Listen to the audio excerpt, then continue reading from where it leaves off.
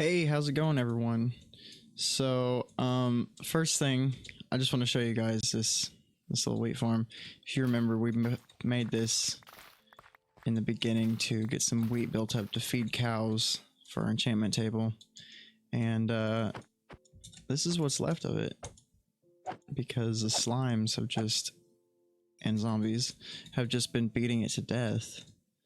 But you'll notice that the sugarcane here is gone, and that is because we finally have a level 30 enchanting table. I was able to make a few tools here. There's one more in here, yeah. We have an efficiency axe, which is going to be incredibly helpful. An efficiency pick, great for mining because we need a lot of resources. And an efficiency shovel because, yeah, resources. I did some resource gathering already. We have some sand now. Our cobblestone has officially met the overflow point.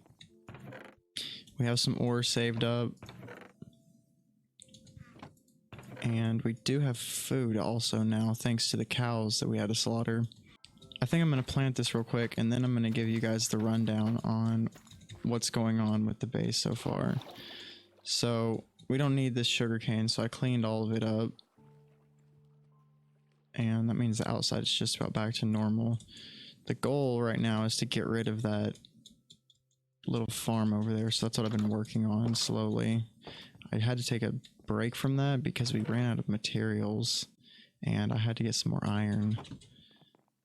The design I've got going on is really expensive on iron, so this right here is going to be just a chest room, and what it's going to do is there's going to be hoppers going all the way up to the top of our building, and every layer that's got a farm or something like that going on, it's going to funnel down these two hoppers and come in here, and I'd like to have it use a hopper sorting system to kind of separate itself, and we can come in here and pick up stuff that we need and store it once we use a farm or whatever, and it will all be in one place.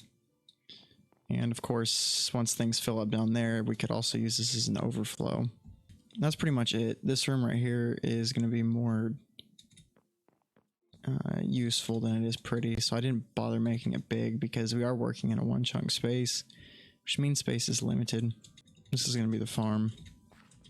Not a whole lot has been done on it. A few things have been planned out though. I figured out that if, well, obviously you take this back at the exact amount and your water stops here, and your items we'll have them funnel all to the middle and go down to our room. But I figured out something big with the what do they call that? Flooded blocks? I can't remember. Flooded blocks where water can be in a slab or a stair.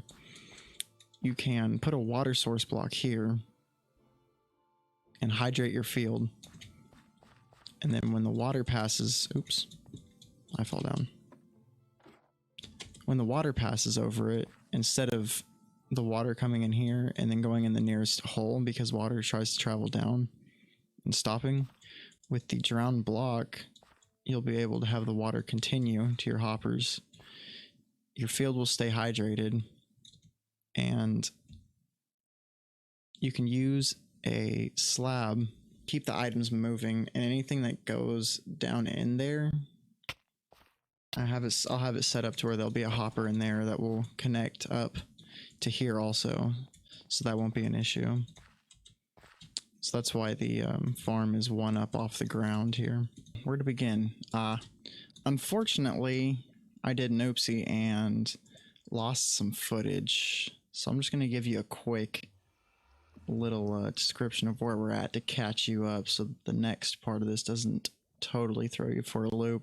We're in the Nether, and we are several thousand blocks away from home in the overworld. Went out there because I got bored of working on the farm and went and searched for a jungle to find bamboo. And once I got there, I realized that's a lot of blocks to come back in the future. Let's not do that if we can get away with it. And I've been gathering a bunch of animals and stuff. That's a gas. Please don't shoot me. Anyway, so now I've got a base going out in the jungle, like 13,000 blocks away from the house. And I've got to get all these things back to where our base is without dying, and we need to go back through here before we get shot. Anyway, catch you on the flip side. You know, life goes so fast. 1 minute you're spawning into a world. The next minute you're running for your life. And then bam, right before your eyes you've got a house, a family, responsibilities, people to feed, people to clothe. Sometimes you struggle, but in the end, it's all worth it.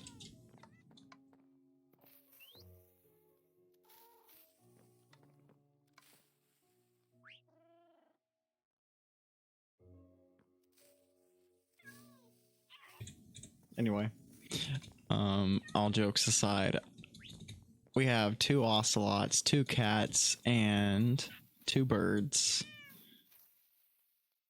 Oh my goodness, what a process. We also got all of our goodies: melons, jungle, tree saplings, bamboo. I don't think we had carrots, so we have carrots now. We didn't have a brewing stand. Excuse me, and what else? Saddles, did I say saddles? I think that's it. Oh, cocoa seeds. And I'll probably bring the flowers back because I don't know what's in the immediate area. Anyway, we've got a bunch of goodies. This took a minute. I'm just going to kind of show you the process. And what I discovered is that, for those who don't know already, the parrots spawn on leaf blocks and grass blocks above sea level. And so what I did was I tried to make a spawning area for them. And I believe water doesn't ever go above sea level when it spawns, but I could totally be wrong about that because I actually have not looked that up. Anyway, yeah, said and done, nothing I needed spawned on this, and I ended up finding everything randomly in the jungle as I was exploring, so woohoo, glad I did all this. Anyway, no big deal. We have a wandering merchant, is that what they're called? Wandering trader. Oh, haha. And a haha to you too, sir. Oh, is that so? Well then, I just won't buy from you. Sorry guys, I don't mean to be, I don't like to get impatient like that normally, but I don't like when people have an attitude with me, you know? I just, I'll take my business elsewhere. You could hear it in his tone of voice. Don't act like you couldn't. He was getting a little snooty. Acting like his stuff was the best stuff. Alright, so the next step here is a doozy. We gotta get all these animals back home, and yeah, it's a lot of blocks. So I think, said and done, the nether is going to be the easiest way, which means that, unfortunately, I'm going to have to stick around long enough to get a nether portal set up, and I'll have to go back and leave them and come back for them once I have a proper tunnel set up. Once I have something to look at, of course, I will update you guys. Anyway, the plan.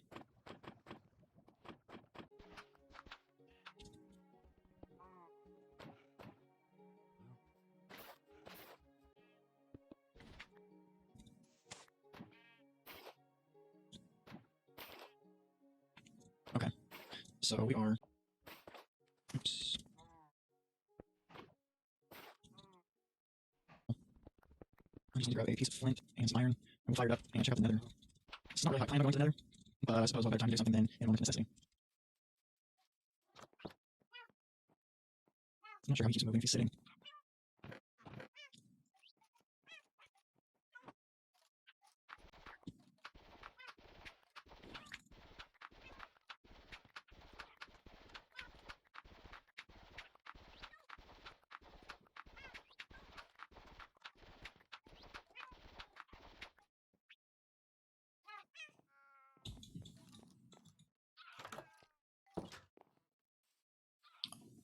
All right, I got our flint and steel here. I guess we'll go check it out.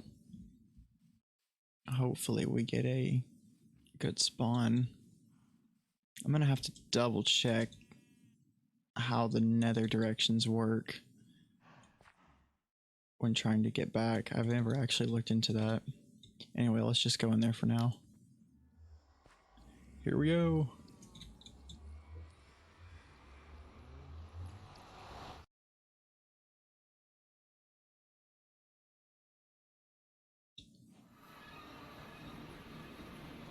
Like always, spawn button above a drop. It's good. It's very good. Oh man, okay. 1300. Okay, so if we spawn in here,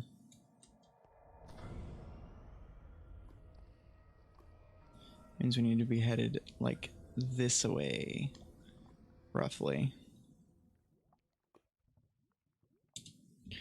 Okay, I'm going to double check a few things and then we'll look at getting out of here. Okay, so we are back home. And I did mark down the location of the nether portal by the village. So I have the coordinates both in world, above world, and in the nether. And what we're gonna do is I've probably shown it accidentally, but I've had a nether portal set up here for quite some time, ready to go. I just wasn't ready to go in yet, but because of that little adventure, we kind of got forced into it. So anyway, what we're gonna do is just go in here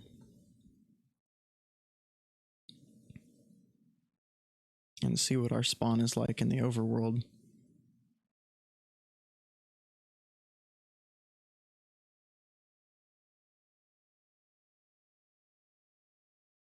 It's taking a minute. Okay, there we go. It was not very happy about that. I think my computer's a bit bogged down at the moment. Anyway, this is our spawn at approximately 0 frames. Come on.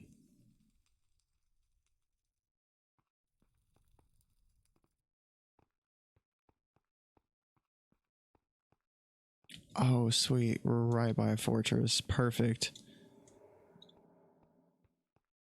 Okay, so what we're gonna do is... Oh, man. It's really struggling to keep up. I'm gonna have to give it a break.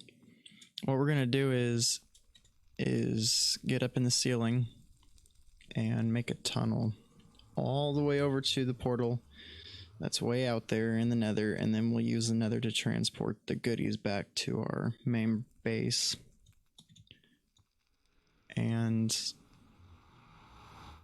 I have a lot of hours invested in this right here, and there's still more editing to do and a few other things.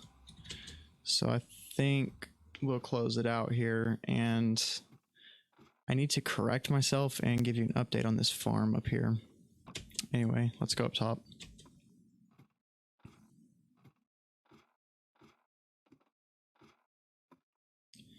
So this is what we got going so far with this farm. Hopefully I've not shown this twice now. Anyway, I'm very happy with how it turned out, and I'll explain that in just a second, but first let me correct myself. So with the new rule where water sources can be in slabs and stairs and fences and whatnot, allows me to be able to have a water source here and a slab here, and the hopper idea was not necessary. I'm not super sure why I went that way when I was explaining it, but what I meant to say is that this could be here, and the water, when it comes down, would be able to wash over it and not be and the hole that would normally be here before this update, it would not affect the water flow, and they'll all come straight down to the hoppers, which this solves a problem that I've always had with farms. So I really am a fan of these new mechanics. It's the functionality of this is pretty simple. There's a little discrete button up here so as not to get in the way of the cosmetics, and all that does is pour a line of water down, and the water washes everything into the hoppers. The hoppers, as you know, go to the middle and take everything to the storage room down below, yada yada. I'll show you the hopper or the water system in a moment here. All this is a chest to a hopper to a compost bin, and then the compost bins also go into hoppers, which means everything that comes out of the compost bin, meaning bone meal, will go into our storage room also. This is great because every time you harvest a farm like this, you usually end up with extra seeds and whatnot, and you can put that in here, the overflow, and convert it straight to bone meal automatically without having to manually insert and take out each piece, which is great. Now I'll just show you guys the water. The water up top is super simple. The buttons down below here, I believe, on this block, and all it is a line of redstone, and it's a dispenser. Each of those are a dispenser with water buckets, and that's it. Super simple, and again, thanks to the new water mechanics, you can hide them, and the water sources will actually pop out of each of these half slabs. I tried to do I guess you'd call it a knot, right? I guess these are upside down slabs, and then this would be a not upside down slab since it's the bottom of its block. Anyway, that does not work actually. If there's an airspace in between the dispenser and the block, the water will not come through. So I had to do this little gap right here in both sides of this, which still is very unnoticeable and looks pretty good. It didn't mess up the aesthetic of it too badly, so I'm still very happy with it. And I think that's gonna just about do it right there for the farm. I think it's pretty well finished. So I think we're gonna have to wrap it up there. This has turned into a lot of hours and a lot of distractions. Good distractions for sure. There's a lot of great things that we got by going out to the jungle. And I've also been to the Nether and finished up a farm pretty much. So there's a lot accomplished. I'm very happy with it, and we did finally get rid of that little farm that's up there right above my head. So that's great. We are making progress with our one chunk base. Anyway, thank you guys so much for watching. Take care. Bye bye.